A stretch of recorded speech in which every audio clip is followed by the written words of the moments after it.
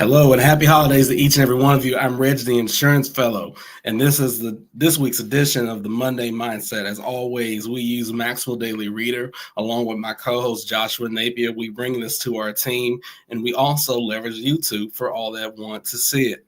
Don't forget to like, don't forget to share, don't forget to subscribe, and if you want to see more of these coming, that's all that you need to do.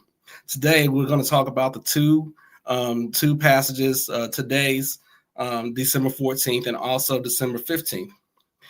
December 14th is on competency. And that's something that's going to be very important to all of us, and no matter where you are in your walk of life. But let's look at the passage, and we can derive at our own conclusion, shall we? Let's look at our passage. The word competence sometimes is used to mean barely adequate. When I talk about the quality of competence that's desirable in teammates, I mean in the sense of its most basic definition, which means to be well qualified, fit. Highly competent people have some things in common. They're committed to excellence. John Johnson in Christian Excellence writes, "Success bases our worth on a comparison with others. Excellence gauges our value by measuring us against our own potential. Success gauges our value by measuring us against our own potential." And I read that twice because I want you to get something from it. Success grants its rewards to the few, but is the dream of the multitudes. Excellence is available to all living beings, but is accepted by the few. They never settle for average. The word mediocre literally comes from halfway up a stony mountain. To be mediocre is to do a job halfway, to leave yourself far short of the summit. Competent people never settle for average. They pay attention to detail. Dale Carnegie said, "Don't be afraid to give your best to what seemingly are small jobs. Every time you conquer one, it makes you that much stronger. If you do little jobs well, the big ones tend to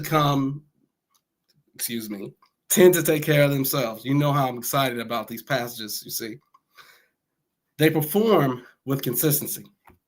Highly competent people perform with great consistency. They give their best all the time, and that's important. If 99% were good enough, then 22,000 checks would be deducted from the wrong bank account in the next 60 seconds. 12 babies would be given the wrong parents today alone. This is coming from the 17 essential qualities of a team player. And the final note, perform with the highest level of competence and demand all the same of your team members. Listen, we're in the final stretch of 2025. People are looking at how they can become their best and who they can bring on their team and how they can improve their processes.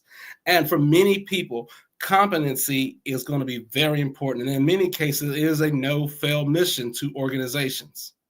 So that's what brings the importance when it comes to this. Now, I want to delve into the next passage that we have today, and that's going to be the September 15th passage, and it's going to be on find a purpose. Finding a purpose is always important because if we don't find a purpose in life, it's always going to be something that we're going to constantly search. And as they say, if we don't stand for something, we'll fall for anything. And having a purpose is very important. Some people find their purposes early in life, and sometimes they find their purposes late in life. But when they find it, and many times when people find their purpose, and when it finally happens, they then become very unstoppable. All right, let's see what we got here for you. Find a purpose. Let's look at it. More than anything else, having a sense of purpose keeps a person in the midst of adversity. Business consultant Paul Stoltz did an extensive study on what it takes for individuals to persist through setbacks. According to Stoltz, the most important ingredient of persistence is identifying your mountain, your purpose in life, so that the work you do is meaningful. I run into people every day who are basically climbing the mountain, people who have spent 20 years or more of their lives doing something that has no deep meaning for them.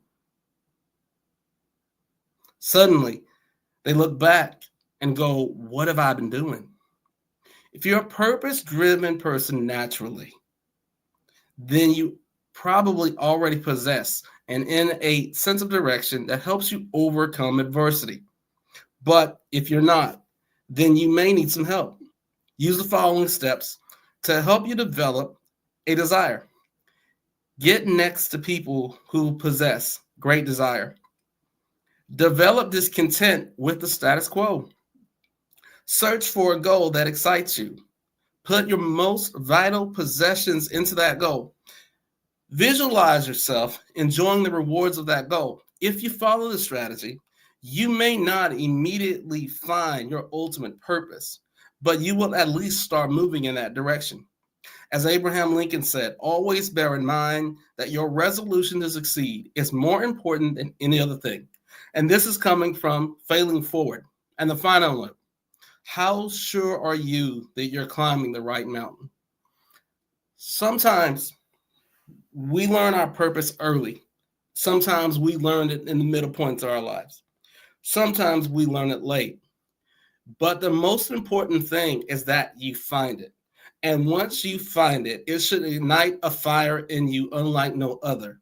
And when you do that, you catch that lightning bolt and you hang on because somebody needs what you have. Somebody needs to see that passion that you possess, and somebody needs to know that they can win. And many times they will learn winning through what you and I do. For the last several minutes, we've went over 2 passages from the Maxwell Daily Reader, and I also want to thank Joshua Napier and the Core Financial Professionals Group for everything that they do and allowing me to hold this sanction and leverage my channel to be able to bring this to you. And many thanks to John C. Maxwell and his institute and all the things that he does for business leaders all across the world every day. Happy holidays to each and every one of you. Take care of yourselves. Take care of each other. Take this time to reflect on what 2025 has meant to you, but also look forward in what 2026 is going to mean to you and what you will bring and what you will offer. Thank you so much. Until next time.